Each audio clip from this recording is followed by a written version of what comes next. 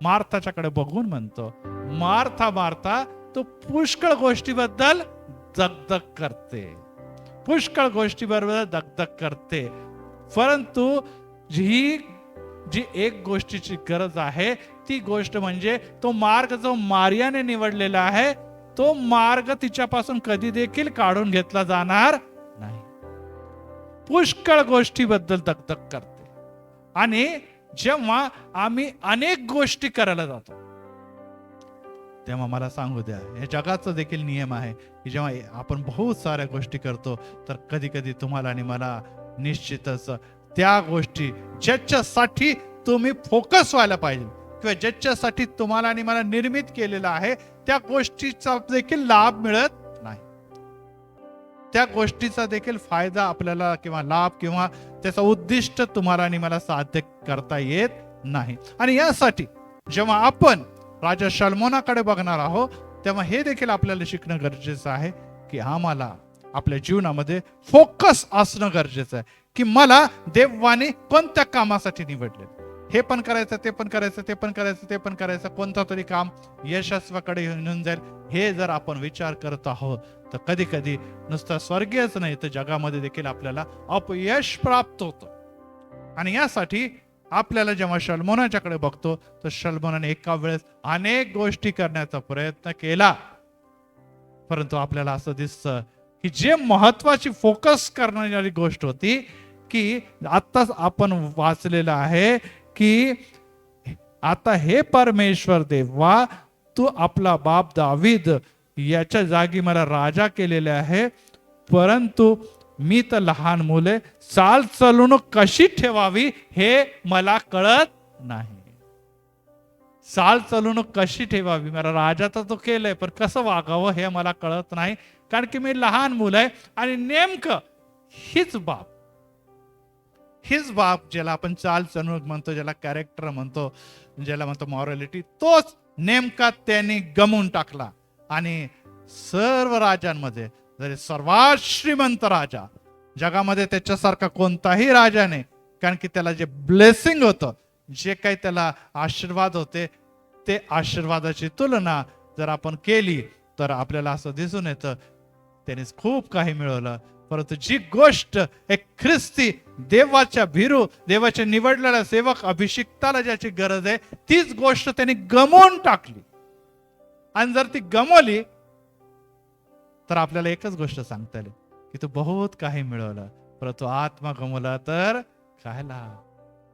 तू बहुत काय मिळवून घेतलं, जगामध्ये तुझं नाव झालं, कौतुक झालं, यश झालं, आशीर्वाद दिला, परंतु जेव्हा वेळ आली की जेव्हा ज्या गोष्टीसाठी ज्या गोष्टीच्या द्वारे तुझ्या बाप दाविदाने एक जगाला दाखवलंय की प्रभूचा सेवक प्रभूचा दास जरी चुकतो परंतु तो अशा प्रकारे देवाच्या परमेश्वराच्या आज्ञा पालन करत शेवटपर्यंत राहतो, त्या करण्यात तो कमी पडलेला आहे. आणि त्याकडे आपण पुढच्या येणाऱ्या एपिसोडमध्ये जाणारच आहोत. आणि याकडे आज आपण ही बाब गरजेची आहे की आपण कोणत्या गोष्टीसाठी देवाच्या द्वारे निवडले गेलेला, ही बाब जाणून घेणं अतिशय महत्वाचं आहे. कारण की अनेकदा आपल्याला कोणती गोष्टीवर फोकस आहे, आपल्याला वाटतं की मला या गोष्टीमध्ये यश मिळालं मग या गोष्टीसाठीच मला निवडले.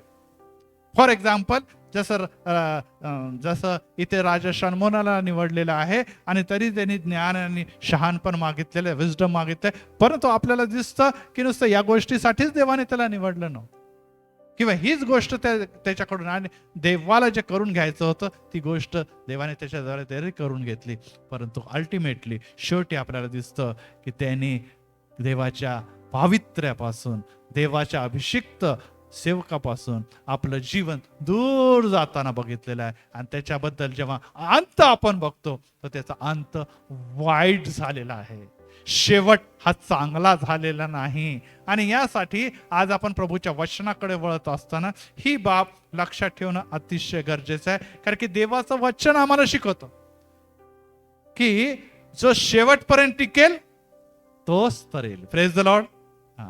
शेवटपर्यंत टिकेल तोच तरेल. मग आपण म्हणून जाऊ दे ना, शेवटी म्हातारे झाल्यानंतर मग मी देवधर्म करतो आणि मग मी टिकून जाईल तर मला आशीर्वाद मिळत नाही. प्रिया, ते तिथे आपण चुकत आहोत. शेवट कधी आहे किती लोकांना माहिती, ते बसलेल्या लोकांना माहिती आहे का शेवट? नाही माहिती आहे. त्यामुळे शेवटपर्यंत टिकेल आपण जरी म्हटलं तर शेवट कदाचित उद्या असू शकतो, कदाचित आजची रात्र आपली शेवटची रात्र असू शकते, कदाचित आणखीन 20 वर्ष किंवा 40 वर्षही देव आपल्याला जगवेल, हे काही असू शकतं आपल्या जीवनामध्ये. परंतु शेवट हा आपल्याला जर माहित नाही तर आपल्याला आजच्या दिनापासूनच आपल्यामध्ये त्या गोष्टी ज्या देवाला अपेक्षित आहे, ज्यासाठी माझी निर्मिती केली, ती दररोज तपासणं, त्यामध्ये वाढत जाणं हे गरजेचं आहे. आणि नेमकं हीच गोष्ट आहे की सुरुवात तर खूप सुंदर झालेली आहे, परंतु शेवटी जेव्हा आपण बघितलं तर तिथे एकच बाब दिसते की निश्चितच तो राजा आपलं उद्दिष्ट गाठू शकला नाही. आपण मॅरेथॉन बघतो, पुणे मॅरेथॉन जगामध्ये, नुसतं भारतातच नव्हे तर जगामध्ये एक नावाजलेली मॅरेथॉन स्पर्धा आहे आणि त्याच्यामध्ये हजारो, 40,000 50,000 लोक. आता आमच्या घराच्या जवळच नेहरू स्टेडियम आहे, तिथूनच ती नेहमी सुरू होणारी आहे आणि त्यामध्ये खूप लोक एकदम उभे राहतात. त्याच्यामध्ये नुसते पुण्यातच नाही, महाराष्ट्राचे नाही, भारताचे नाही, तर केनियासारखे जे इंटरनॅशनल रेकॉर्ड बनवणारे धावक आहे ते देखील त्यामध्ये सहभागी होतात. आणि मग सगळ्यात पहिले आपल्याला असं दिसतं की जे नवशिके आहे, जे कधी कधी धावतात किंवा जे नुसतं हात हलवायसाठी किंवा पब्लिसिटीसाठी किंवा एक हाऊस असते की चला पुणे मॅरेथॉनमध्ये मी भाग घेतले, किंवा काय काय लोकांचं असं असतं की तिथे जे आपल्याला टी-शर्ट मिळतं आणि फोटो काढता येतं, सेल्फी काढता येतं, मी धावलो की एक आठवण म्हणून एक सर्टिफिकेट जपता येतं. या सर्व गोष्टीमुळे रजिस्ट्रेशन करतात आणि जेव्हा रेसची साठी स्टार्टर वाजतं सगळ्यात पहिले ते जोरात तळतात, खूप जोरात धावतात आणि जेव्हा त्या 39 किलोमीटर पैकी जेव्हा 2च किलोमीटर झाले, हळूहळू त्यांचा स्टॅमिना कमी होत जातो, मग हळूहळू ते पायी चालायला लागतात आणि काही दूर गेल्यानंतर ते बाहेरच होऊन जातात. का? कारण की त्याने सुरुवात तर खूप चांगली केली, परंतु कधी देखील त्यांनी विजयासाठी प्रयत्न केले नाही किंवा त्याच्यासाठी त्यांच्यामध्ये निश्चितच क्षमता नसल्या कारणाने ती रेस जिंकण्याचा सोडा रेस पूर्ण पण करता आली नाही. तर येईल का करता? नाही. 39 किलोमीटर जर तुम्ही म्हणणार की मला जर पायी चालायचं, पायी चालू नाही शकत आपण. ह्यावरून आपल्याला ही गोष्ट कळून येते की मनुष्याला जिंकण्याची हाऊस असते, मिळालेला मार्ग सापडला तो आवडतो, सुरुवात पण तो खूप उत्साह आणि जोशने करतो, परंतु काही दिवसानंतर तो थंड पडतो आणि जेव्हा त्याच्या जीवनाचा शेवट येतो, त्याच्या जीवनातून तो जो उद्दिष्ट आहे ज्याच्यासाठी त्याची निर्मिती केली, जे त्याला माहित आहे, जे त्याला माहित आहे की मला काय करायचंय, त्यापासून तो कुठेतरी भरकटतो. त्याच्यासाठी अनेक घटक असतात, त्याकडे देखील आपण येणाऱ्या दिवसामध्ये लक्षच लागणार आहोत की कोणत्या गोष्टी शलोमोनाच्या जीवनामध्ये कमी होत्या, कोणत्या गोष्टी आमच्या जीवनामध्ये कमी आहे, आणि शेवटी रिझल्ट येतो की शाबास भला विश्वासू असा तो थोडक्याबद्दल विश्वासू राहिला. मग शेवटपर्यंत जर थोडक्याबद्दल विश्वास राहिला तर तुझी नेमणूक बहुतांवर, हे आशीर्वाद तो गमवतो. थोडक्याबद्दल नाही, तो निश्चितच काहीतरी बहुत गोष्टींसाठी प्रयत्न करायला गेला, पण थोडीशी गोष्ट पण त्याला नीट व्यवस्थित करता आली नाही, त्यामुळे त्याची नेमणूक आता पुढे गेल्यानंतर बहुतांवर काय त्याची नेमणूक निश्चितच तो गमवून बसतो. तर स्टुअर्डशिप जी आहे तो गमवून बसतो. आणि या काळचा आज जेव्हा आपण या राजाच्याकडे बघणार आहोत, राजा शलोमोनाच्याकडे बघणार आहोत, जो जगामध्ये अतिशय सन्मानाने बघितला जाणारा राजा होता, त्यांनी सर्वात पहिले तो राजा असताना देखील एक म्हणजे मी जेव्हा अभ्यास करत होतो त्याच्यामध्ये लिहिले जवळपास त्या समयामध्ये त्याच्याकडे $3 ट्रिलियन एवढी संपत्ती होती. आता मी आकड्यामध्ये नाही करत कारण की वेळ जाईल, पण $3 ट्रिलियन एवढी संपत्ती त्या काळामध्ये होती. आणि त्या संपत्ती राजा बनल्यानंतर संपत्तीचे काही खड्डे खोदायला लागत, खड्डे खोदल्याने मिळाले असंही होत नाही. जरी देवाचा निवडलाय तर काही स्वर्गातून नाही त्याच्यावर संपत्ती पडली नव्हती, तर त्यांनी संपत्ती मिळवण्यासाठी अनेक उपक्रम केले होते आणि त्या उपक्रमाला आपण व्यवसाय म्हणतो, बिझनेस. हा बिझनेस माइंड राजा होता, हा बिझनेस माइंड राजा होता आणि त्याने अनेक बिझनेस केले आणि त्यामुळे तो श्रीमंत झालेला. देवाचा आशीर्वाद ऑलरेडी होता. देवाचा जर सेवक आहे तर देव म्हणतोच आहे की जसं इथे आत्ताच आपण वाचलेलं आहे की तू दीर्घायुष्य, धन किंवा शत्रूचा नाश न मागता न्याय मागितले, म्हणून वचन 12 मध्ये लिहिलंय की मी तुला त्या सर्व गोष्टी देतो, परंतु तुला आणखीन एक वर देतो, धन आणि वैभव तुला देणार आहे आणि सर्व आयुष्यात सर्व राजा समान तुझ्यासारखा कोणी होणार नाही. पहिले राजे 3 अध्याय आणि वचन 13. तुझ्यासारखा कोणी देखील होणार नाही. हे आशीर्वाद होते. परंतु आता प्रश्न येतो की तो कोणते बिझनेस करायचा. कारण की अनेकदा आपण अभ्यास करतो आणि एवढं मोठे मोठे पुस्तकं वाचतो तर त्यामध्ये आपण त्याबद्दल आपल्याला माहीत नसतं. आणि अनेकदा ह्या दाविदाकडे आपण पुष्कळदा बघतो किंवा आपण शाऊलाकडे पण जातो, पण शल्मोनाकडे कमी जातो. तर शल्मोनाचा पहिला जर आपण बिझनेसकडे जर गेलो तर त्यामध्ये पहिला बिझनेस होता की तो बिल्डर होता, बांधकाम करणार. आपल्याला माहिती आहे या दिवसामध्ये श्रीमंत जर सगळ्यात जास्त व्हायचंय तर बिल्डिंग क्षेत्र, बिल्डर्स लोकच श्रीमंत होतात. सर्वात जास्त श्रीमंत जर आज जगामध्ये म्हणजे आपण जर बघितलं तर पुण्याचीच तर बिल्डर्स लोक सगळ्यात श्रीमंत आहे. तर त्यांनी राजवाडे बांधले मोठे मोठे, स्वतःसाठी पण बांधले, त्या काळातले श्रीमंत लोकांसाठी बांधले. दुसरी गोष्ट, सगळ्यात महत्वाची गोष्ट ज्याच्यासाठी तो कायमच लक्षात राहायला जाईल, आणि ते म्हणजे देवाचं त्यांनी पवित्र मंदिर बांधलं. यरुशलेमचं मंदिर हा बांधकाम जरी दाविदाने योजना केली परंतु पूर्णतेस आणलं शल्मोनाने. त्यामुळे त्या मंदिराला शल्मोनाचं मंदिर म्हणतात. त्यांनी मोठे मोठे शहर बांधले. जसं आपण मागील दिवसामध्ये ऐकलं, गव्हर्नमेंटची पॉलिसी होती स्मार्ट सिटी बनवा, स्मार्ट सिटी बनवा. आता आपण बघितलं तर स्मार्ट सिटीचं सगळं आता खड्ड्यात गेलेलं आहे. तर स्मार्ट सिटी बनवा. अशा स्मार्ट सिटी बनवण्याचं काम कोणी केलेलं आहे? शल्मोनाने. पहिला बिझनेस काय होता? बिल्डिंग क्षेत्रामध्ये तो होता.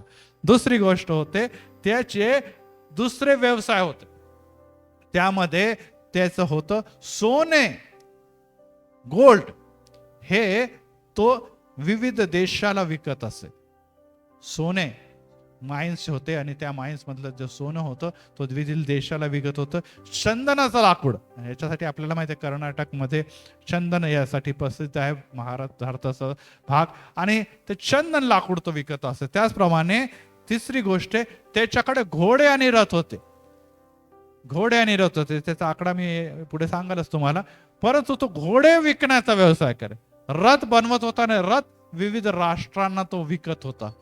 त्याच्यानंतर शेती आणि बांधकाम, शेती आणि बागकाम, म्हणजे शेतीच्या बद्दल काही सांगायची गरज नाही. इस्रायल आज देखील निश्चित शेतीच्या क्षेत्रामध्ये त्याचं नाव सर्वात टॉप राष्ट्रांपैकी एक आहे. त्या काळामध्ये शेती त्या समृद्धीला होती आणि त्याच्याद्वारे जे विविध प्रोडक्ट होते शेती व्यवसायाच्या संदर्भातले तो देखील तो आपल्या शेतामध्ये उगवत असे आणि त्याचा देखील तो व्यवसाय करे.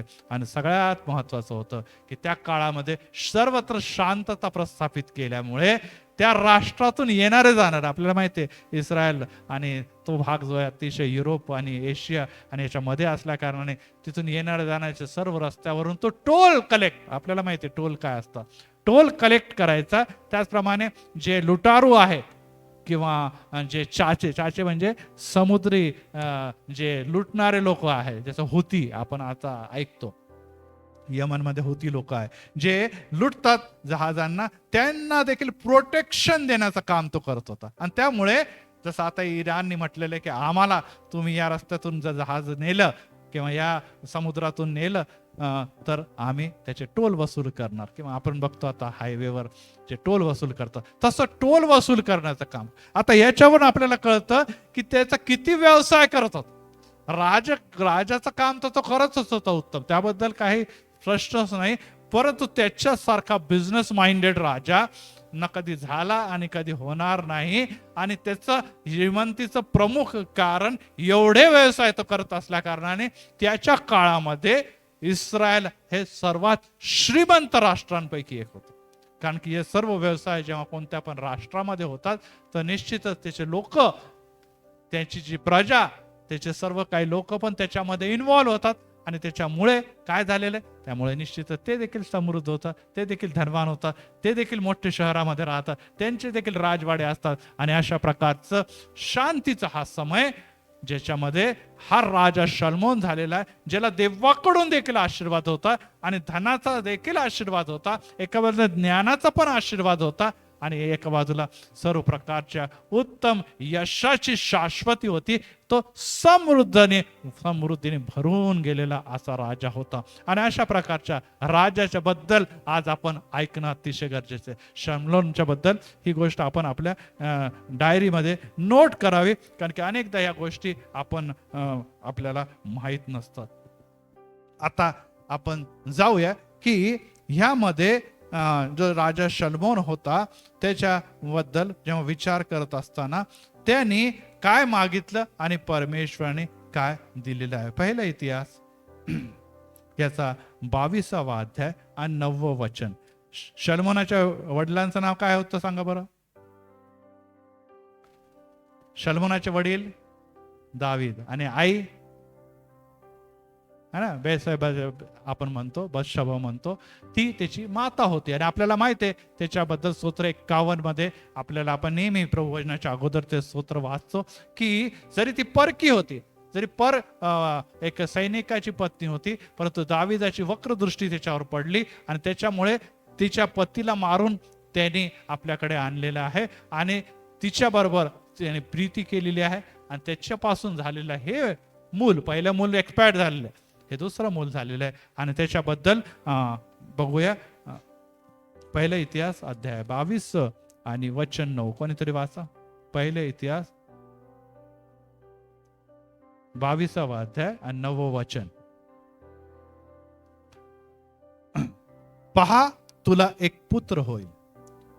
कोणाला सांगत आहे? परमेश्वर म्हणतो आहे दाविदाला, पहा तुला एक पुत्र होईल, तो शांतता प्रिय मनुष्य असेल. मी त्याला चोहोकडून शत्रूपासून विसावा देईन. त्याचे नाव शलमोन, शलमोनचा अर्थ शांतता प्रिय असे होईल. त्याच्या कारकिर्दीत मी इस्रायलला शांती व स्वस्थता देईन. शांती आणि स्वस्थता देईन. हे कोणाचं अभिवचन होतं? परमेश्वराचं. दावीद ह्या समय शलमोनाचा जन्म झाला होता का? नाही. परंतु कोणाला सांगितलं त्याने? त्याच्या वडिलांना, दाविदाला सांगितलेलं आहे. आणि दाविदाला सांगत असताना त्यांनी सांगितलेलं आहे की त्याच्या वर जर बघितलं 8व्या वचनामध्ये की तुझ्या नावाने मंदिर बांधावयाचे नाही. जरी तू मंदिरच्या बद्दल सर्व प्लॅन किंवा सर्व डिझाईन आर्किटेक्ट तुझ्याकडे आहे, परंतु दाविदा तुझ्या हातून मंदिर पूर्ण व्हायचं नाही. का? 8व्या वचनामध्ये वरच लिहिलेलं आहे, कारण तू माझ्या देखत पृथ्वीवर पुष्कळ रक्तपात केलेला आहे. म्हणजे राजा असल्यामुळे नॅचरली रक्तपात तो होतो, परंतु आता ही त्याची जी आवडती पत्नी आहे तिला मिळवण्यासाठी देखील त्यांनी हत्या केलेली होती. आणि या सर्व गोष्टी नातान संदेष्टा याबद्दल आपल्याला माहितच आहे. आणि यावरून आपल्याला एक गोष्ट कळते की अशा प्रकारच्या रक्ताळलेल्या हाताच्या व्यक्ती जे निश्चितच अशा प्रकारचा गुन्हेगार आहे किंवा देवाच्या दृष्टिकोनाने योग्य नाही. देव त्याचा उपयोग निश्चितच हे महान कार्य ज्याला पवित्र मंदिर म्हणतो त्याच्यासाठी तो करून घेत नाही. परंतु शांतता प्रिय, फार जास्त युद्ध लढण्याची गरजच पडली नाही, कारण की ऑलरेडी त्याच्याकडे सर्व राज्य बापाकडून किंवा पित्याकडून त्याला प्राप्त झालेलं होतं. अशा व्यक्ती, शांतता प्रिय व्यक्तीच्याकडून काय करते परमेश्वर म्हणतो, मी मंदिर बांधून घेणार आहे, मी मंदिर बांधून घेणार आहे. त्याचप्रमाणे 28वा अध्याय पहिल्या इतिहासामध्ये जर आपण गेलो आणि त्यामध्ये 6व्या वचनामध्ये बघा, तो मला म्हणाला, तुझा पुत्र शलमोन हा माझे मंदिर व अंगण बांधील. त्याला मी आपला पुत्र निवडलेले आहे, मी त्याचा पिता होईन. परमेश्वर म्हणतो तुझा मुलगा म्हणजे दाविदाचा मुलगा शलमोन जो आहे, ज्याला आत्ताच आपण म्हटलं शांतता प्रिय नावामध्येच लपलेला आहे, त्याचा अर्थ तो माझ्यासाठी माझे मंदिर, जो यरुशलेमाचं मंदिर आहे तो बांधल. आणि त्याबरोबरच मी त्याला निवडला असल्या कारणाने मी त्याचा पिता, परमेश्वर म्हणतो मी त्याचा पिता होणार आहे. आणि यावरून आपल्याला असं स्पष्ट कळतं की ही परमेश्वराची योजना होती. जी सुरू कुठून झालेली आहे? दाविदापासून सुरू झालेली आहे. जी कुठपर्यंत गेलेली आहे? शल्मोनापर्यंत गेली. परंतु नुसतं शल्मोनापर्यंत गेली नाही, आपल्याला माहिती आहे प्रभू येशू ख्रिस्ताच्या पर्यंत आलेली आहे. कारण की येशू कोणाच्या घराण्यामध्ये? दाविदाच्या घराण्यामध्ये जन्मले. म्हणजे ही योजना नुसती तिथपर्यंतच नाही, तर ती येशू ख्रिस्तापर्यंत आणि येशू ख्रिस्तापासून तुमच्या आणि माझ्यापर्यंत पण आलेली आहे. Praise the Lord. कारण की आज आपण त्या प्रभू येशू ख्रिस्ताच्या रक्ताच्या द्वारे खंडणी भरून परत एक वार एक नागरिक झालेले आहो. आणि ते नागरिक म्हणजे कोणत्या नागरिकत्वाचं आपल्याला पिढ्याने? सियोन देश, ज्याला काय म्हणतात? नवीन यरुशलेम. आणि नवीन यरुशलेमामध्ये महत्वाचं काम कोणी केलेलं आहे? शलोमोन राजाने केलेलं आहे. आणि तिथेच कोणतं आहे? देवाचं पवित्र मंदिर होतं. परंतु आज नाही. ही पण बाब आपण विसरता कामा नाही. आणि अशा प्रकारे या गोष्टीबद्दल जेव्हा आपण विचार करतो तर परमेश्वराची योजना मनुष्यासाठी विशिष्ट प्रकारची असते. जी दाविदासाठी होती, जी शौलासाठी पुढे जाऊन काही प्रमाणात झाली, त्यानंतर निश्चित शलोमोनसाठी झाली आणि ती तुमच्या आणि माझ्यासाठी देखील. कारण की जरी तो राजा असला, जरी त्याच्याकडे महान मोठी योजना परमेश्वराने पूर्ण केलेली आहे, परंतु देवाची कोणती पण योजना लहान किंवा मोठी नसते. Praise the Lord. आपण म्हणतो की बाबा एवढं मोठं मंदिर बांधलं, एवढा मोठा राजा झाला म्हणजे तो, परंतु देवासाठी ती गोष्ट असो किंवा आपण आपल्या लेकराचं संगोपन करून ख्रिस्तामध्ये काही लोक ख्रिस्ताच्या प्रीती प्रकट करतो, ती देखील देवाची योजना आहे. तुम्हाला आणि मला मातेच्या गर्भापासून देवाने निवडलेलं आहे, ही देखील देवाची योजना आहे. आणि त्यामुळे ती छोटी आणि ही फार मोठी असं म्हणणं निश्चितच देवाच्या योजनेचा अपमान आहे. आणि यासाठी अनेक लोकांच्याकडे बघून म्हणतात, हा तर एवढा मोठा सेवक, ही तर एवढी मोठी दासी आणि मी कोणीच नाही. नाही प्रियानो, आपण इथे चुकत आहोत. तुम्ही आणि मी निश्चितच कोणी नाही. कारण की राजा शलोमोन देखील इथे काय म्हटला की मी बाळ आहे. है ना, आत्ता वाचला आपण, मी बाळ आहे, मला कळत नाही, मला बुद्धी तेवढी नाही.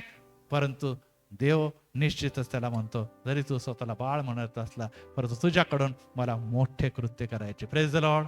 यस प्रियांनो, तुम्ही आणि मी कोणतेही जरी पात्र नसलो, परंतु आपल्यामध्ये जर नम्रता आहे आणि आपल्यासाठी जी देवाची योजना आहे प्रत्येकासाठीच आहे, तर ती योजने आपण नम्रतेने देवाच्या हाती पडतो आणि देवाला म्हणतो की प्रभू तू मला कशासाठी निवडलेलं आहे ते मला सांग. परमेश्वराने ह्याला निवडलं एका कामासाठी आणि तो दुसरे धंदे करतो. आताच परमेश्वराने काही त्याला घोडे विकण्यासाठी, निश्चितच परमेश्वराने त्याला काही चंदन लाकडा विकण्यासाठी, त्याला काही टोल वसूल करण्यासाठी निश्चितच बनवणे. राजा म्हणून त्याचं कर्तव्य ड्युटीज होती. परंतु पुढे काय झालेलं आहे ते आपण नंतर ऐकू. तो बहकला आणि त्याचा परिणाम हा झालेला आहे की तो शेवट म्हणतात ना, अंत भला तो सब भला, अंत भला तो सब भला, अंत काही भला झालेला नाही. आणि यासाठी प्रियांनो आपल्याला ही बाब लक्षात ठेवायला पाहिजे की स्लोली हळूहळू, ज्याला आपण बायबलमध्ये खूप सुंदर शब्द लिहिले, उत्तरोत्तर आपल्याला वाढत जाणं गरजेचं आहे. आणि जेव्हा आपण वाढत पुढे जातो, मला सांगू दे, देवाला ते आवडतं. परंतु हा वाढत नाही, ह्याची काय झालेलं आहे, हा खाली गेला आणि त्याचा परिणाम हा झाला की एक राजा म्हणून त्यांनी कदाचित वैभवी काळ गाजवला देखील, परंतु आपल्याला हे दिसतं की निश्चितच तो देवाला मान्य असं राज्य करू शकला नाही. आणि त्याचा परिणाम काय झाला हे देखील आपण बघणार आहोत. त्याच्या नुसता वैयक्तिक जीवनावर परिणाम झाला नाही, त्याच्या राष्ट्रावर पण त्याचा परिणाम झालेला आहे. जर आपण पवित्र शास्त्रामध्ये बघितलं तर किती राजे झालेले, आता मी सांगितलं तुम्हाला, इस्रायलचे 3 राजे, संयुक्त इस्रायलचे 3 राजे, त्यानंतर अनेक राजे डिवाइड आहे ते. परंतु 3 राज्यामध्ये पहिला राजा कोण होता? शाऊल. त्याने किती वर्ष शासन काल केलं? 40 इयर्स, 40 वर्ष. त्याच्यानंतर कोण आला? दावीद राजा, त्याने देखील 40 वर्ष शासन केलं. त्याच्यानंतर कोण आला? त्याच्याबद्दल आपण शिकत आहोत, शलोमोन, आणि तो देखील 40 वर्ष. 40 हे लक्षात ठेवा. परमेश्वराने या 3 सुरुवातीच्या राजांना जे ग्रेट आपण ज्याला म्हणतो इस्रायल, ह्याच्या राष्ट्राला 40 वर्षाचं कारकीर्द दिलेली आहे. आणि यामुळे आपण त्याच्याकडे बघितलं तर आता जेव्हा शलोमोनाला राजा व्हायचं होतं, आता आपण जाऊया हळूहळू एक स्टेप पुढे. शलोमोनाला जेव्हा राजा व्हायचा तर त्या काळामध्ये सहजासहजी कोणी राजा होत नसे, सहजासहजी राजा होत नसेल. कारण की त्या राजपदासाठी बाहेरचे लोक नाही, घरातलेच मुलं किंवा त्याचेच भावंड पण त्याच्यासाठी किंवा इतर लोक देखील त्याच्यासाठी आग्रही असे, अनेक जण त्याच्यासाठी आग्रही असे. आणि आपल्याला जर पहिला इतिहास मध्ये जर आपण आहोत आणि त्यामध्ये आपल्याला दिसून येतं की यामध्ये आपल्याला पहिले राजेमध्ये दिसतं की पहिले राजे ज्यामध्ये आपण आहोत आणि पहिल्याच अध्यायामध्ये आपल्याला दिसतं की 2 जण जे होते ते यासाठी आग्रही होते. पहिले राजे पहिलाच अध्याय आणि 5वं वचन. त्या समयी हग्गतीचा पुत्र अदोनिया शिरजोर होऊन म्हणाला, मी राजा होणार. त्याने रथ स्वार आपल्या पुढे धावण्यासाठी 50 पुरुष ठेवले. कोणाचा राज्य होणार? तो देखील कोणाचा पुत्र आहे? तो देखील दाविदाचा पुत्र आहे. अबशालोम सगळ्यात मोठा होता आणि त्याच्यानंतर सेकंड नंबरवर तो होता. आणि आपल्याला माहिती आहे अबशालोम मागे मेलेला आहे आणि मागच्याच भागात आपण बघितलेला आहे दावीद त्याच्यासाठी शोक करतो कारण तो त्याच्या विरोधात केला. आता हा अदोनिया उभा राहिला. अदोनिया पण मागच्या वेळेस मी घेतलेला आहे शिंगावर रक्त लावण्याच्या संदर्भात जेव्हा मी घेतलेलं होतं, त्याच्यानंतर अदोनियाचा अंत आपण बघितला होता, लक्ष राहू द्या. आणि हा अदोनिया एक कॅन्डिडेट आहे आणि तो काय म्हणतो, मला राजा व्हायचं, म्हणजे स्वतःला प्रपोज करतो, तो स्वतःला इंट्रोड्यूस करतो की मला राजा व्हायचं आहे. आणि कोणाच्या नंतर मी राजा होणार? दाविदानंतर इस्रायलचा राजा मीच होणार.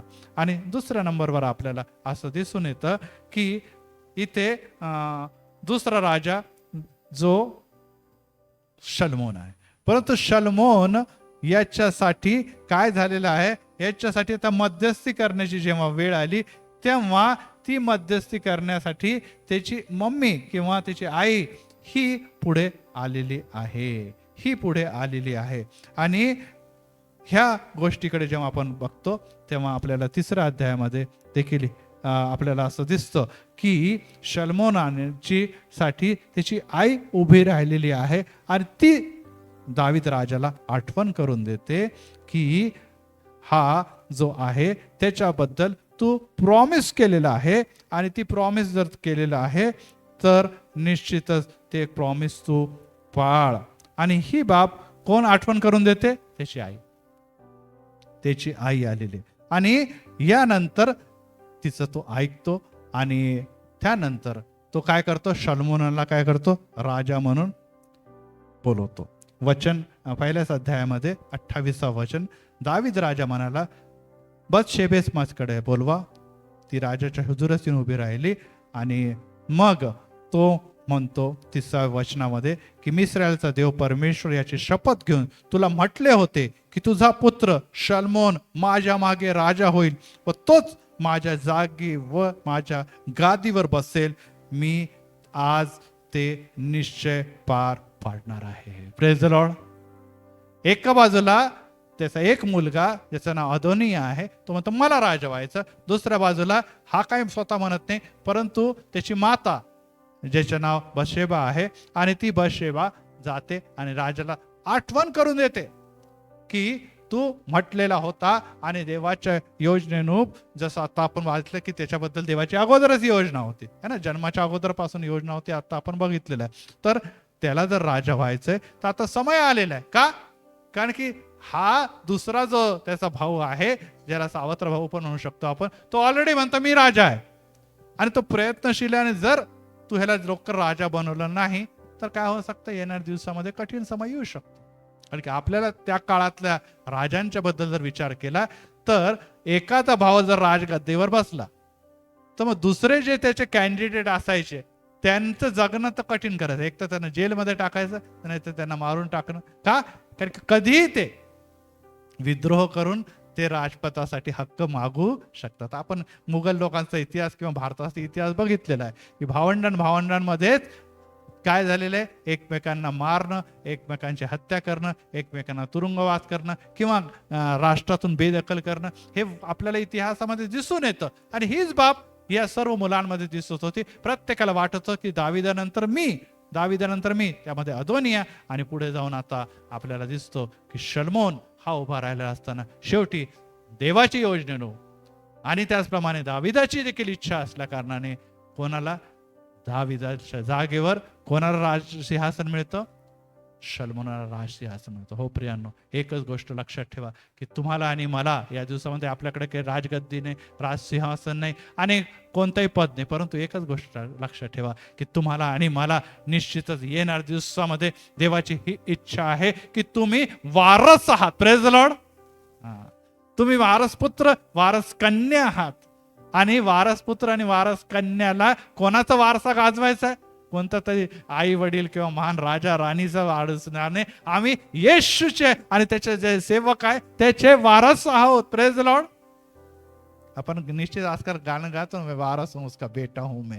हे गाणं आजकाल प्रसिद्ध झालेलं आहे. आणि यामुळे आपण देखील लक्षात ठेवा की जरी हे राजे महाराजे यांच्या वारसदाराच्या बद्दल शब्द येतो, आपल्याला देखील आजकाल गेल्यानंतर कुठे बँकमध्ये गेलं तर तुमचा वारस कोण आहे तिथे सही करावी लागते, किंवा FD साधा बनवला तरी तिथे वारसदाराचं नाव लिहावं लागतं. या सर्व गोष्टी जरी असल्या तरी देखील एकच लक्षात ठेवा की तुम्ही आणि मी देवाच्या राज्याचे वारस आहोत. आणि इस्रायली लोक ज्याच्याबद्दल आपण सांगतो की ती अब्राहमाचे पुत्र आणि अब्राहमाची कन्या होते, परंतु एकच गोष्ट लक्षात ठेवा की ख्रिस्तामध्ये तुम्हाला आणि मला काय केलेलं आहे? अब्राहमाचे पुत्र आणि कन्या होण्याचा अधिकार प्राप्त झालेला आहे. Praise the Lord. Praise the Lord. Yes. आपण मागील संदेश ज्यामध्ये एक व्यक्तीचा अभ्यास केलेला होता, सांगू शकता का मागचा कॅरेक्टर कोणता होता? कोणत्या व्यक्तीच्या बद्दल आपण 3 संदेश ऐकले? नव्या करारातून होता, सांगा कोण? आता झालं बायबल स्टडी. बाप्तिस्मा करणारा योहान. बाप्तिस्मा करणाऱ्या योहानाच्या बद्दल देखील आपण ऐकलेलं आहे. आणि त्यावरून आपल्याला ही गोष्ट देखील लक्षात येते की बाप्तिस्मा करणारा योहान हा प्रभू येशू ख्रिस्ताच्या अगोदर आलेला आहे. तो त्याचा भाऊ होता, है ना, भाव होता. परंतु आपल्याला हे दिसतं की प्रभू येशू ख्रिस्ताच्या वार्ता सुवार्ता गाजवणारा तो असा झालेला आहे. आज परत एक वार याकडे आपण जात असताना देवाकडे त्याने काय मागितलं आणि त्याला काय मिळालं याकडे आज आपण जाणार आहोत. आणि पहिले राजे याचा 3रा अध्याय याकडे परत एक वार आपण जाऊया की देवाकडे आपण काय मागणी करतो. कारण की यावरच कोणत्याही जीवनाचं किंवा कोणत्याही मनुष्याचं भविष्य अवलंबून आहे की आम्हाला देवाकडून काय हवं आहे. आणि इथेच सगळ्यात सुरुवात आपल्या निश्चित जीवनाची ज्याला म्हणतात यश अपयशाची सुरुवात इथूनच होत असते. आपल्या जीवनाची धार्मिकता किंवा अधार्मिकतेची सुरुवात इथूनच होत असते. कारण की आपली मुळात मागणी चुकीची असते आणि मागणी चुकीची असल्या कारणाने मिळणार कसं काय? कारण की आपण ज्याच्याकडे मागतो तो देण्यास सक्षम आहे. तुम्ही धन मागितलं तर तो धन देखील देणार आहे.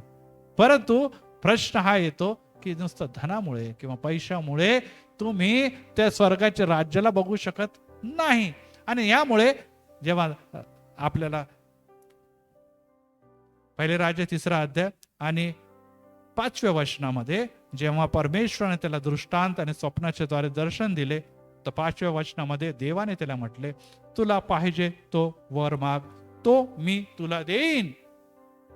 तुला हवं ते तू माग, वरदान तू माग, मी ते देण्यासाठी तयार आहे. Praise the Lord. यस प्रियानो, देव जो आहे तो तुम्हाला आणि मला आमच्यावर जेव्हा प्रसन्न होतो तेव्हा माग असं अनेकदा म्हणतो. आणि त्यामध्ये देव तुमची आणि माझ्या जीवनाची तपासणी करतो की ह्याला काय हवं आहे माझ्याकडून, आपल्याला काय हवं आहे त्याच्यापासून. आणि जे शहाणे लोक आहेत, जे देवाला जाणतात, जे देवामध्ये चालतात, त्यांना माहित आहे की देव माझ्यासाठी काय देऊ इच्छितो. Praise the Lord. इथे बसलेले प्रत्येक व्यक्ती किंवा ऐकणारे प्रत्येक लोकांसाठी देवाची इच्छा योजना वेगवेगळी असू शकते, परंतु काही गोष्टी सर्वांसाठी कॉमनच आहे. आणि ती म्हणजे आधी माझ्या धार्मिकता आणि माझ्या राज्यासाठी झटा. ही गोष्ट कॉमन आहे सगळ्यांसाठी, मग बाकीच्या सगळ्या गोष्टी. आणि इथे जेव्हा त्यांनी वर मागितलेला आहे तेव्हा तो अतिशय नम्रतेने आपल्या पित्याचं उदाहरण देतो. आपल्या पित्याची सेवेच्या बद्दल आणि धार्मिकतेबद्दल सत्याने वागला याबद्दल देखील तो म्हणतो की तुझी दया ही सनातन आहे आणि तू मला दाविदाच्या जागेवर राजा केलेला आहे. परंतु 7व्या वचनामध्ये तो म्हणतो, पण मी केवळ लहान मूल आहे, चालचणूक ठेवावी हे कसे हे मला कळत नाही.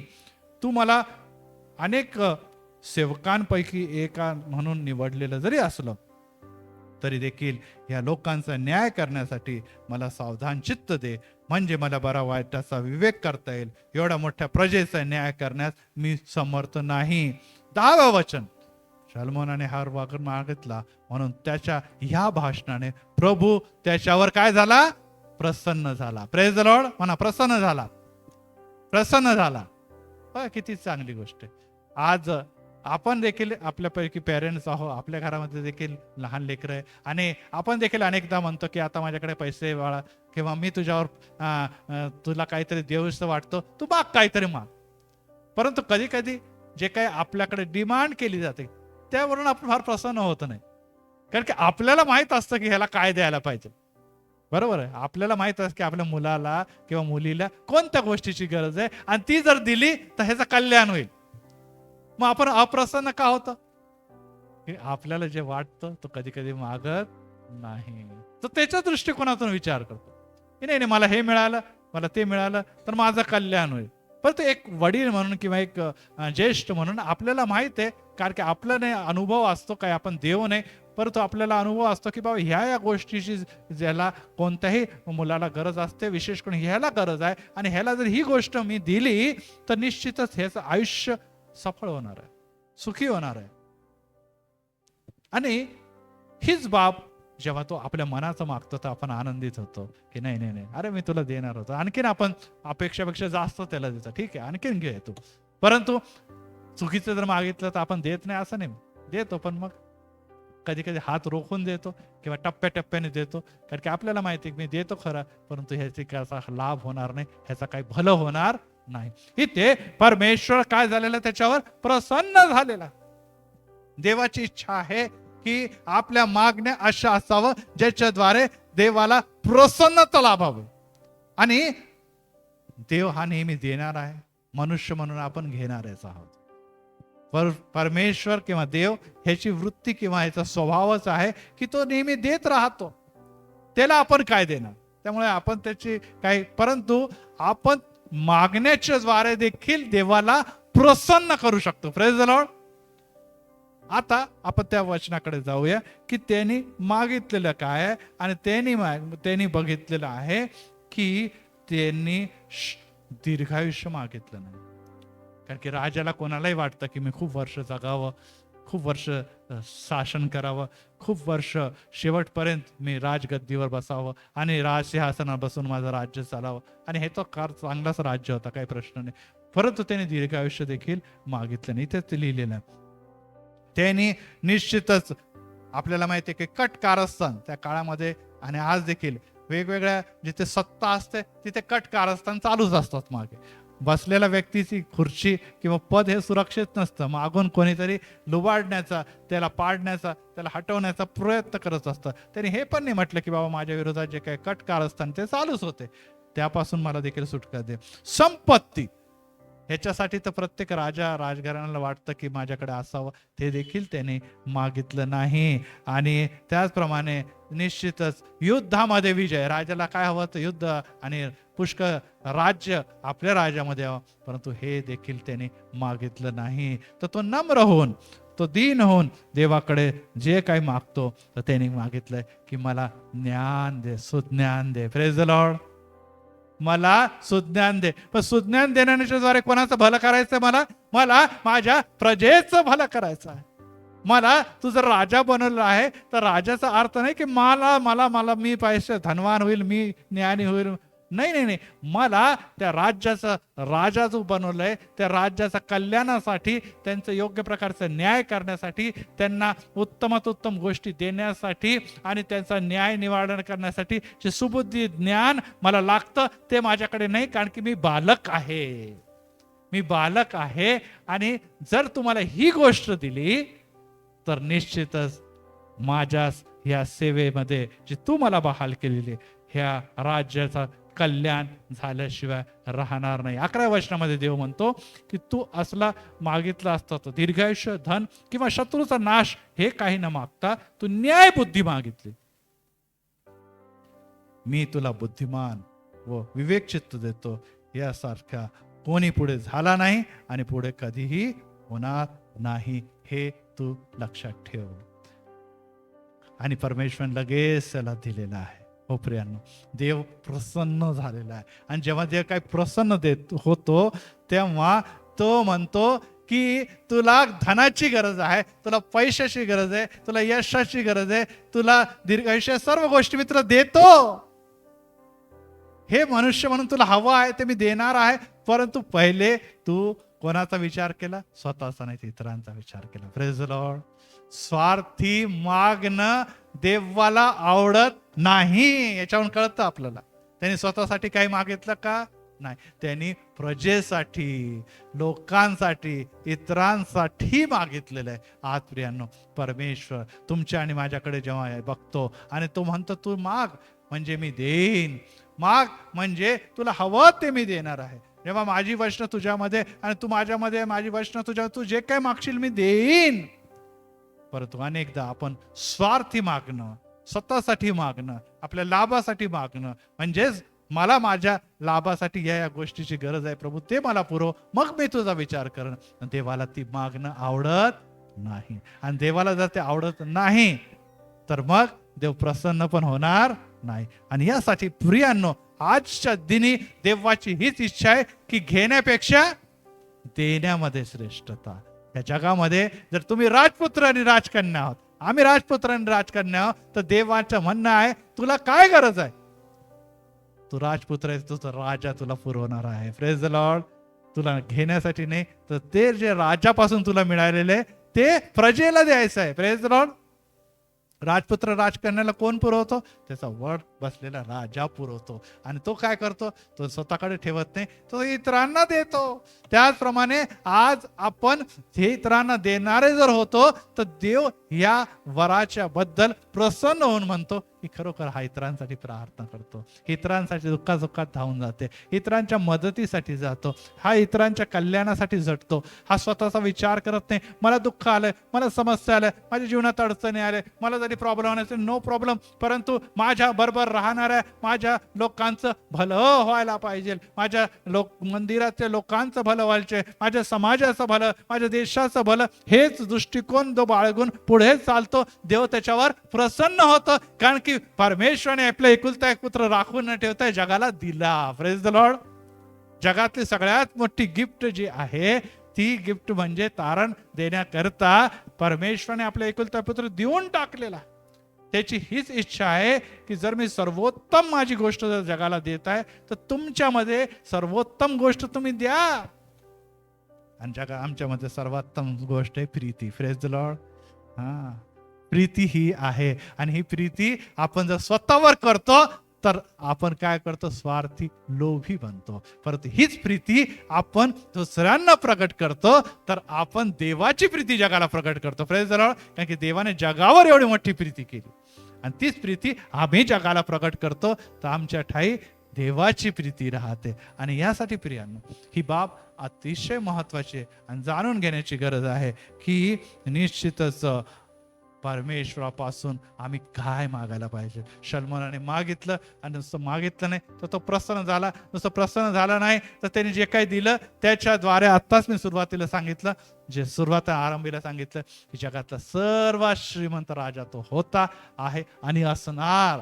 कारण की त्यांनी जे काही केलेलं आहे, कोणकोणते व्यवसाय केले ते देखील मी तुम्हाला सांगितलेलं आहे. कारण की त्याच्या मागे नुसतं त्याचा व्यवसाय नव्हता तर त्याच्या बाजूला देव होता. Praise the Lord. देवाचं राष्ट्र, देवाचं राज्य आणि देवाची प्रजा यांचं नेतृत्व तो करत होता. आज तुम्ही आणि मी आपापल्या घरामध्ये, आपल्या व्यवसायामध्ये आपल्याला देखील प्रभूंनी नेतृत्व दिलेलं आहे. Praise the Lord. कदाचित आपण राजघराण्यासारखे राजे जरी नसलो, परंतु ज्या प्रकारे शल्मोनाशी देव हिशोब घेणार आहे त्याचप्रमाणे तुम्हाला आणि मला देखील हिशोब द्यावा लागणार आहे. शलमोन एवढं काही असूनही शेवटी काय झालं, पतन पावला, आणि त्याबद्दल आपण येणाऱ्या दिवस संदेशांमध्ये ऐकणार असो. परंतु प्रियांनो, आज त्याच्यापासून सावधगिरी बाळगणं अतिशय गरजेचं आहे. आणि त्याच्यासाठी मी सुरुवातीलाच तुम्हाला सांगितलं की अनेक गोष्टीवर लक्ष केंद्रित करण्यापेक्षा अनेक गोष्टी, मला हे पण मिळावं, ते पण मिळावं, ते पण मिळावं, या सर्व गोष्टी नंतर त्याच्या जीवनामध्ये आल्या. सुरुवातीला तर त्याने एकच वर मागितलेलं होतं, परंतु जेव्हा जसं जसं त्याला प्रसिद्धी मिळाली, जसं जसं त्याच्याकडे पैसा आला, जसं जसं नाव झालं, तसं तसं अनेक गोष्टीवर त्यांनी आपले पाऊल ठेवलेले आहे. अनेक गोष्टी त्यांनी मिळवण्याचा प्रयत्न केला, आणि परिणाम काय झालेला आहे की त्या अनेक गोष्टींनी त्याला पतनाकडे नेलेला आहे. हो प्रियांनो, सुरुवात कुठून झालेली आहे, पण तो शेवट खूप वाईट झालेला आहे. हो प्रियांनो, आपली सुरुवात आपण विसरता कामा नये. आणि यासाठी प्रगटीकरणामध्ये विविध प्रकारच्या मंडळांच्या बद्दल जेव्हा परमेश्वर आपल्याला शिकवतो, तेव्हा ही बाब देखील लक्षात ठेवणं अतिशय महत्वाचं आहे. आणि वाचूया आणि मग मी संपवतो. प्रगटीकरण अध्याय 2. प्रगटीकरण अध्याय 2 वचन 4 आणि 5 वाचा आणि मग संपवतो मी. तरी तू आपली पहिली प्रीती सोडली, मला तुला दोष द्यावा लागणार आहे, कारण की त्या प्रीतीमुळेच तू माझा होता. पुढे, तू कुठून पतन पावला. हो, ज्या प्रकारे शलमोन तू कुठून पतन पावलेला आहे, आपल्याला देखील तो म्हणतो तू कुठून पतन पावला याची आठवण कर. आणि या ज्यासाठी तू आपलं जीवन समर्पित केलं, किंवा ज्याच्यासाठी मी तुला निवडलेलं आहे, त्याचा पश्चाताप करून ती पहिली कृत्य जी होती ती कर. तर मी तर तुझी समय मी तिच्या ठिकाणावरून काढून टाकेल. जे राष्ट्र, जे कार्य, जी सेवा, जे कुटुंब, जी जबाबदारी मी दिली ती यापासून तुला काढून टाकणार. आणि आपल्याला दिसून येतं की हा राजा जेव्हा पतन पावला, हा शेवटला राजा ठरला. त्याच्यानंतर राष्ट्र दुभागलं, राजे दुभागले, आणि पूर्ण राष्ट्राचं निश्चितच महानरित्या, अद्भुतरित्या कशा प्रकारचा नाश झालेला आहे, कशा प्रकारे कठीण दिवस आलेले, याच्याबद्दल जेव्हा आपण विचार करतो तर आपल्याला कळतं की त्याची सुरुवात कोणी केलेली आहे. त्याची सुरुवात शलमोन सारखा राजाने केलं. तो जगाचा सर्वोत्तम राजा होता, जो ज्याच्यावर देव प्रसन्न होता. परंतु शेवटी घडलं काय, शेवटी घडलं हेच की जेव्हा तो पतन पावला, तेव्हा राष्ट्र देखील पतन पावलेलं आहे. आज प्रियांनो, एकच गोष्ट लक्षात ठेवा की जर आम्ही खाली पडलो, जर आपण पहिली प्रीती सोडली, जर आपण पहिले कृत्य आठवण दिली नाही, आपण सुरुवात कुठून केलेली होती त्याकडे लक्ष दिले नाही, सुरुवात तर आपण नम्रतेने आणि खूप काळजीपूर्वक केली, परंतु शेवट काय झालेला आहे, शेवट हा झाला की आम्ही ती पहिलीची प्रीती विसरून गेलो. आणि विसरल्यामुळे आपली समय, आपले अधिकार, आपले जे काही प्रभूने दिलेले ब्लेसिंग ते परमेश्वराने काढून टाकले. आणि त्याचा परिणाम झालंय की त्याच्या मुलांची मुलं जे त्या राजघराण्यावर बसायला पाहिजे होते, ते गादीवर बसू शकले नाही, कारण की परमेश्वराने त्याला स्पष्ट सांगितलेलं आहे. आणि ते स्पष्ट सांगायचं पहिले राज्य याच्यामध्ये सांगितले 3 अध्याय 14व्या वचनामध्ये, तू आपला बाप दावीद याचप्रमाणे माझ्या मार्गाने चालून माझे नियम, माझी आज्ञा पाळशील तर मी तुझ्या आयुष्याची वृद्धी करल, तुझं कल्याण करल. परंतु ते त्याच्या दृष्टीत पडलं नाही. का? कारण की त्यांनी आपल्या बाप दाविदाप्रमाणे आज्ञा पालन केलं नाही, आणि त्याचा परिणाम त्याला व त्याच्या घराण्याला भोगावा लागला. प्रार्थना करू. प्रभू, आम्ही तुला धन्यवादच देतो, कारण की आज परत एक महान राजा जो तुझा प्रिय होता, ज्याने जे काही मागितलं त्यावेळेला तू प्रसन्न झाला, जे पित्या तुझ्या योजनेचा भाग होता, त्याला तू त्या सिंहासनावर बसून उच्च असं केलं. परंतु पित्या तो पतन कसा पावलेला आहे ह्याच्याकडे आम्ही पुढे बघणार आहोत. परंतु पित्या आज तू देखील आम्हाला तुझ्या राजपुत्र व राजकन्या म्हणून निवडलेलं. आज आम्ही तुझ्याकडे काय मागणार? शलमोनाने मागितलं, आणि ते म्हणजे तुझ्याकडे न्यायप्रिय, दुसऱ्यांच्या कल्याणासाठी, राज्याच्या कल्याणासाठी विवेक, बुद्धी, विजडम त्यांनी मागितलेलं आहे. पित्या सुज्ञान याची मागणी केलेली. प्रभुराया, आज आम्ही इतरांसाठी काहीतरी करावं, यासाठी आम्हाला तू शक्ती द्यावी, आम्हाला सामर्थ्य द्यावं, यासाठी की जी प्रीती परमेश्वराने पुत्राच्या द्वारे या जगावर केली, तीच प्रीती आम्हाला जगाला वितरित करायची, आम्हाला घराला वितरित करायची. परंतु आज देखील आमचा स्वार्थीपणा, आमचा लोभीपणा त्या शल्मोनाप्रमाणे आम्हाला मागे खिचत आहे. आम्ही नम्रतेने सुरुवात करतो, देवा तुझ्या मागे चालतो. जेव्हा आम्हाला देव घडवू लागतो तेव्हा आम्ही इतके उपक्रम, दुसरे व्यवसाय, दुसरे कार्यात पडतो आणि त्या प्रीतीला विसरून जातो, ज्याच्यासाठी देवा तू आमची निवड केली आहे. आज जर तू आमची निवड केलेली आहे तर त्यावर चालण्याकरता राजा शल्मोनासारखं नव्हे, राजा दाविदासारखं देखील नव्हे, तर आम्हाला प्रभू येशू ख्रिस्तासारखंच आपलं जीवन जगायचं आहे. कारण की पित्या, ज्या गोष्टीसाठी पित्याने आपल्या पुत्रास या जगास पाठवलेलं आहे, त्याबद्दल तो पुत्र म्हणतो की पित्या, मी तुझी योजना पूर्ण केलेली आहे. हो पित्या, तुझी योजना पूर्ण करत असताना त्याच्या जीवनामध्ये दुःख आले, क्लेश आले, संकट आले, तरीही देखील तो स्वतःसाठी नाही तर इतरांसाठी प्रार्थना करत हेच म्हणतो की हे बापांना क्षमा कर. जे आजारी आहे, जे बिछाणावर आहे, त्यांच्यासाठी देखील ते वधस्तंभाचं रक्त कार्य करत आहे. आज प्रभू येशूच्या रक्ताच्या द्वारे ऐकणाऱ्या प्रत्येकाच्या जीवनामध्ये तू कार्य कर. कारण की येशूची क्षमाशीलता, येशूचे निश्चितच शुद्धता, येशूची पवित्रता, आज येशूची शांती आणि रक्ताचं सुरक्षाचे कवच आमची वाट बघत आहे. परंतु पित्या, आम्ही स्वतःला तुझ्या हाती समर्पित करावं. कारण की जेव्हा आम्ही म्हणतो की मी अयोग्य आहे, मी बालक आहे, तेव्हा शल्मोनासारखं आणि अनेक सेवकांप्रमाणे तो आम्हाला आशीर्वाद दिल्याशिवाय राहत नाही. प्रभू धन्यवाद असो तुझ्याच पवित्र आणि गोड नावात मागतो म्हणून तो ऐक. आमेन.